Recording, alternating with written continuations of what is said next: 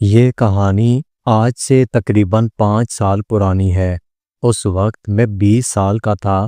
میرا دل کرتا ہے کہ وہ دن بھلا دوں، مگر یادیں ایسی ہوتی ہیں جو انسان کو چاہنے کے باوجود اس کا پیچھا نہیں چھوڑتی۔ میں آج بھی جب وہ لمحے یاد کرتا ہوں تو میرا دل عجیب ہو جاتا ہے۔ ہمارا خاندان زیادہ بڑا نہیں تھا۔ میرے والد دبئی میں کام کرتے تھے، مہینوں کے بعد کبھی کبھار واپس آتے۔ گھر میں زیادہ تر میں اور میری تنہائی ہوا کرتے تھے۔ میرا وقت پڑھائی، کرکٹ اور کمپیوٹر کے ساتھ گزرتا تھا۔ میرے والد کے ایک قریبی دوست تھے جن کا نام یاسر تھا۔ وہ ہمارے گھر آتے جاتے تھے۔ ان کے ساتھ اکثر ان کی بیوی سائمہ بی بی بھی ہوا کرتی تھی۔ سائمہ بی بی کی عمر اس وقت 40 سال تھی، لیکن اگر آپ انہیں دیکھیں تو کبھی یقین نہ کریں کہ وہ 40 سال کی ہیں۔ گورا رنگ، درمیانہ قد، ہلکی باری جسامت اور بات کرنے کا ایسا انداز کہ سامنے والا ان کی باتوں میں کھو جائے۔ محلے کی عورتیں اکثر کہتی تھیں کہ سائمہ کو اللہ نے ایک الگ شخصیت بنایا ہے۔ میرا ان کے گھر آنا جانا بچپن سے تھا، کیونکہ والد اور انکل کی دوستی بہت پرانی تھی۔ بچپن میں سب کچھ نارمل لگتا رہا، مگر جیسے جیسے بڑا ہوتا گیا مجھے سمجھ آنے لگی۔ میں نے محسوس کیا کہ انکل کی بیوی کچھ زیادہ ہی ماڈرن اور آزاد خیال تھی۔ وہ ہنستے کھیلتے انداز میں بات کرتی اور کئی بار ایسا لگتا جیسے اس کی نظریں عام عورتوں جیسی نہیں تھیں۔ شروع میں نے ان باتوں کو زیادہ سنجیدہ نہیں لیا۔ میں دل کو تسلی دیتا کہ شاید یہ سب میرا وہم تھا، مگر وقت کے ساتھ یہ وہم حقیقت کا روپ لینے لگا۔ اکثر ایسا ہوتا کہ انکل کسی اپنے کام میں مصروف ہوتے اور آنٹی اکیلی آ جاتی۔ امی کی طرح وہ بھی مجھے کھانے پینے کا پوچھا کرتی، میری پڑھائی کے بارے میں بات کرتی، لیکن کچھ باتیں ایسی کرتی جو سیدھا میرے دل پر لگتی تھیں۔ مثلاً وہ کبھی اپنا دوپٹہ ڈھیلا چھوڑ دیتی، کبھی میرے سامنے بیٹھ کر اپنے بال سیدھے کرنے لگتی۔ میں نادان نہیں تھا، مجھے پتا تھا کہ وہ مجھے اپنا وجود دکھا رہی تھی، مگر میں بالکل خاموش تھا۔ ایک دن مجھے آج بھی یاد ہے، میں کمرے میں کمپیوٹر پر گیم کھیل رہا تھا۔ باہر فون کی گھنٹی بجی۔ میں فون سننے کے لیے اٹھنے والا تھا کہ آنٹی نے تیزی سے جا کر فون اٹھا لیا۔ میں اٹھ کر کچن میں چلا گیا۔ مجھے پیاس لگ رہی تھی۔ مجھے لگا کہ وہ کال کوئی عام کال نہیں تھی۔ ان کے لہجے میں ایک الگ چمک تھی۔ وہ بار بار کہہ رہی تھی، یار مجھے تم سے ملے ہوئے کافی دن گزر چکے ہیں، پلیز اتوار کو ہمارے گھر آ جاؤ، اب مجھ سے برداشت نہیں ہو رہا۔ آنٹی کی بات سن کر میرے قدم جہاں تھے وہاں رک چکے تھے۔ میرا دل زور زور سے دھڑک رہا تھا۔ میں اپنے کمرے میں واپس آیا، مگر میرے دماغ میں وہی باتیں چل رہی تھیں۔ میں نے سوچا کہ یہ انکل کا فون نہیں ہو سکتا۔ یہ کون تھا جس کو آنٹی یار کہہ کر پکار رہی تھی؟ اور پھر وہ دن مجھے اور بھی مشکوک لگا جب میں نے ان کے فون کے CLI نمبر پر ایک نمبر دیکھا۔ وہ انکل کے گھر کا نمبر تھا۔ اب میرے دل میں عجیب سے خیال آنے لگے۔ ایک طرف میرا دل کہہ رہا تھا کہ شاید یہ سب غلط تھا، دوسری طرف میرا دماغ کہہ رہا تھا کہ معاملہ غلط تھا۔ اتوار کے دن سے پہلے پورے 2 دن میرے لیے قیامت سے کم نہیں تھے۔ میں بار بار سوچنے لگا، اگر واقعی کچھ ایسا ہوا تو مجھے کیا کرنا چاہیے، اور اگر یہ سارا میرا وہم نکلا تو پھر کیا ہوگا؟ مگر مجھے لگ رہا تھا کہ اب کوئی نہ کوئی پردہ ضرور اٹھنے والا تھا۔ اتوار کا دن آیا تو عجیب سی گھبراہٹ تھی۔ صبح اٹھا تو آنٹی کچھ الگ خوش نظر آ رہی تھی۔ ان کی آنکھوں میں ایک چمک تھی، چہرے پر عجیب مسکراہٹ تھی۔ میں نے ہنستے ہوئے پوچھا، آنٹی آج بڑی خوش لگ رہی ہے۔ آنٹی نے مسکرا کر کہا، بس ایسے ہی، دن اچھا لگ رہا تھا۔ ناشتہ دیتے ہوئے بھی آنٹی کا رویہ بہت بدلا ہوا لگ رہا تھا۔ وہ بار بار مجھ سے پوچھ رہی تھی کہ میں دن کو کہاں جاؤں گا اور کب واپس آؤں گا۔ میں نے کہا آج کرکٹ کا میچ ہے، میں شام کو واپس آؤں گا۔ میری بات سنتے ہی آنٹی کے چہرے پر اطمینان آ چکا تھا۔ آنٹی کہنے لگی، اچھا ہے جا کر کھیل آؤ، بہت مزہ آئے گا۔ میں سمجھ گیا تھا کہ یہ سب کچھ معمولی نہیں تھا۔ میں نے طے کر لیا کہ آج میں کسی نہ کسی طرح یہ سب دیکھوں گا۔ جب میں گھر سے نکلنے کا ڈرامہ کر رہا تھا تو آنٹی نے آواز دی، کہنے لگی بیٹا جاتے ہوئے دروازہ بند کر دینا۔ مگر اصل میں نے دروازہ باہر سے بند نہیں کیا بلکہ اندر سے ہی دروازہ بند کر کے اپنے کمرے میں چھپ گیا تھا۔ کھڑکی کے پاس پردے کے پیچھے بیٹھ چکا تھا تاکہ جو بھی ہو وہ سب میری نظروں کے سامنے ہو۔ تھوڑی دیر کے بعد آنٹی نہا دھو کر باہر آئی۔ ان کا حلیہ آج کچھ الگ لگ رہا تھا۔ ہلکی خوشبو پورے گھر میں پھیل چکی تھی۔ آنٹی نے فون اٹھایا اور کسی سے کہا، ہاں آ جاؤ، وہ جا چکا ہے۔ تقریباً آدھے گھنٹے کے بعد دروازے کی بیل بجی۔ آنٹی باہر گئی، دروازہ کھولا۔ سامنے انکل نہیں بلکہ کوئی اور تھا۔ میں نے پہلی بار دیکھا کہ آنٹی کی آنکھوں میں عجیب سی چمک تھی۔ انہوں نے بڑے پیار بھرے انداز میں کہا، آپ کو اندازہ ہے کہ میں کتنی تڑپتی ہوں آپ سے ملنے کے لیے، اب مجھ سے برداشت نہیں ہوتا۔ آنٹی کی بات سن کر میرا جسم کانپ رہا تھا۔ میں نے اپنے کمرے کی کھڑکی سے سب دیکھنا شروع کر دیا۔ آنٹی اور وہ شخص ڈرائنگ روم میں جا کر بیٹھے۔ ڈرائنگ روم میرے کمرے کے بالکل سامنے تھا۔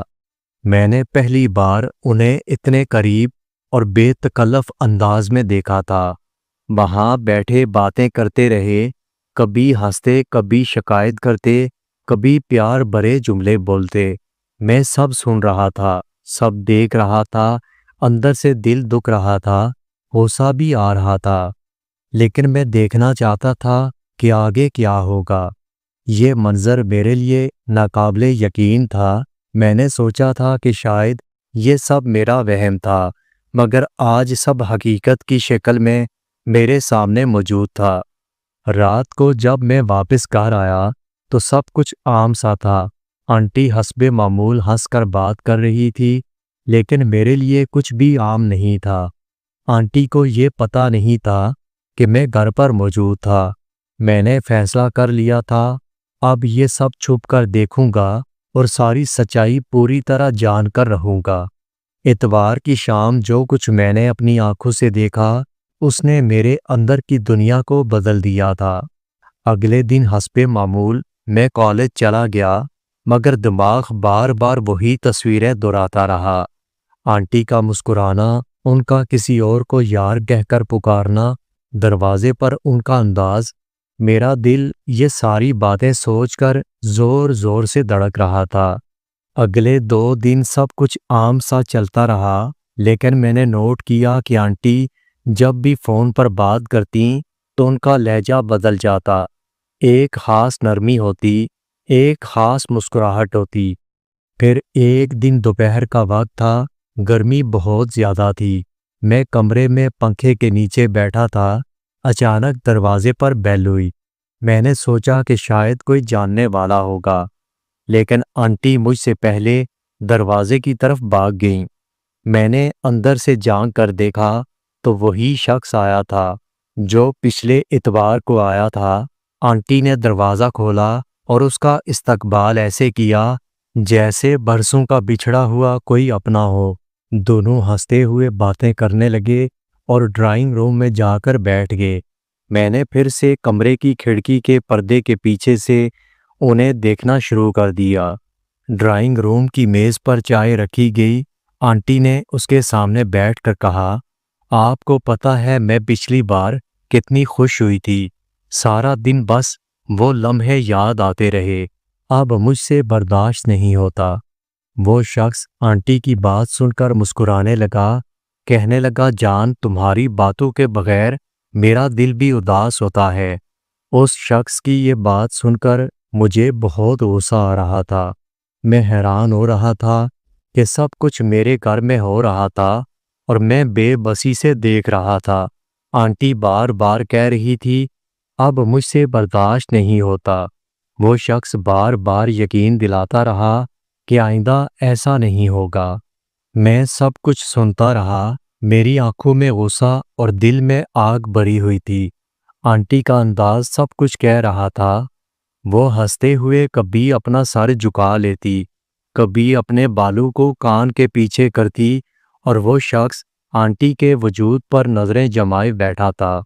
ان کے درمیان ایسی قربت تھی جو عام دوستوں میں نہیں ہو سکتی۔ ان کے درمیان ایسے بات ہو رہی تھی جیسے وہ دونوں ایک دوسرے کو ترسے ہوئے تھے۔ آنٹی نے آہ بھری اور کہنے لگی، تمہیں نہیں پتا میں کس درد سے گزر رہی ہوں۔ لوگ سمجھتے ہیں کہ سب ٹھیک ہے، لیکن میں اندر ہی اندر خالی ہو رہی ہوں۔ آنٹی کی بات سن کر میں حیران ہوا، کیا واقعی وہ اتنی تنہا تھی کہ یہ سب کرنے پر مجبور تھی، یا یہ صرف بہانہ تھا؟ میرے لیے سمجھنا مشکل تھا۔ تقریباً آدھے گھنٹے کے بعد وہ شخص اٹھ کر کھڑا ہوا۔ آنٹی نے اسے دروازے تک چھوڑا۔ آنٹی کے چہرے پر ایک عجیب مسکراہٹ تھی، جیسے انہیں کوئی خزانہ مل گیا تھا۔ جب آنٹی واپس ڈرائنگ روم میں آئی تو ان کے چہرے پر اطمینان تھا۔ وہ صوفے پر بیٹھ کر کچھ دیر ایسے ہی مسکراتی رہی۔ میں دبے پاؤں اپنے کمرے سے نکلا، جیسے میں واقعی باہر سے ابھی آیا ہوں۔ شام کو جب میں واپس گھر پہنچا تو انہوں نے حسب معمول مسکرا کر کہا، بیٹا تمہارا کھیل کیسا رہا؟ میں نے مسکرا کر کہا، سب ٹھیک تھا، لیکن میرے دل میں ایک طوفان تھا۔ رات کو کھانے کے بعد ہم ٹی وی دیکھ رہے تھے۔ آنٹی ہنسی مذاق کر رہی تھی، لیکن مجھے ان کی ہر بات کھوکھلی لگ رہی تھی۔ اس رات جب میں اپنے کمرے میں اکیلا بیٹھا تو میرے سامنے وہ سارے منظر گھومنے لگے۔ ان کی مسکراہٹ، دل چاہ رہا تھا کہ سب کچھ والد کو بتا دوں، مگر پھر خیال آتا کہ اگر یہ سب باہر نکل گیا تو ہمارا خاندان ٹوٹ جائے گا۔ میں کشمکش میں مبتلا تھا۔ ایک طرف غصہ تھا کہ یہ سب کیوں ہو رہا تھا، دوسری طرف دل کہہ رہا تھا شاید آنٹی واقعی تنہا تھی اور اسے کسی سہارے کی ضرورت تھی۔ اس رات کے بعد آنٹی کے لہجے میں ایک نرمی اور قریب ہونے کا اشارہ کچھ زیادہ ہی بڑھ گیا تھا۔ میں چاہتا بھی تھا کہ سب کچھ بس وہاں پر رک جائے، مگر اندر سے دل کی بے چینی اور تجسس مجھے سکون نہیں دے رہا تھا۔ ہر بار جب ان کے گھر جاتا تو وہ مجھے ایسے دیکھا کرتی جیسے آنکھوں ہی آنکھوں میں ساری بات کر رہی ہو۔ انکل اپنی مصروفیات میں ہوتے تھے، دفتر میں یا کسی اور کام میں، اور میں اور آنٹی زیادہ وقت اکیلے گزارتے تھے۔ ایک دن آنٹی سبزی کا تھیلا لے کر آئی، کہنے لگی، بیٹا یہ سبزی نیچے والے کچن میں رکھ دو، میرا ہاتھ تھک چکا ہے۔ میں سامان لے کر نیچے آیا، آنٹی بھی میرے ساتھ نیچے آئی۔ نیچے والے کچن میں اندھیرا تھا، بس وہ لمحہ عجیب سا تھا۔ آنٹی نے پاس آ کر کہا، کیا تمہیں نہیں لگتا کہ تم بہت بدل گئے ہو؟ میں نے حیران ہو کر آنٹی سے کہا، میں کیسے اور کہاں سے بدل چکا ہوں؟ آنٹی ہلکا سا مسکرا کر بولی، پہلے تو تم بہت معصوم لگتے تھے، اب لگتا ہے جیسے میری ہر بات کو سمجھنے لگے ہو۔ آنٹی کی بات نے میرے اندر ہلچل مچا دی۔ میں نے اپنی نظریں جھکا لیں، مگر دل کی دھڑکن بہت تیز تھی۔ اس دن کے بعد آنٹی چھوٹی چھوٹی بات پر مجھے اپنے قریب کرنے لگی، کبھی چائے ساتھ پینا، کبھی پرانے دنوں کے قصے سنانا، کبھی میری تعریف کرنا۔ میں بھی ان کی باتوں میں بہنے لگا۔ ایک شام بارش ہو رہی تھی، انکل کہیں گئے ہوئے تھے۔ میں کتاب لینے کے بہانے ان کے گھر چلا گیا۔ آنٹی صحن میں کھڑی بارش دیکھ رہی تھی۔ آنٹی مسکرا کر بولی، بیٹا بارش کتنی عجیب ہوتی ہے، یہ دل کے سارے راز کھول کر رکھ دیتی ہے۔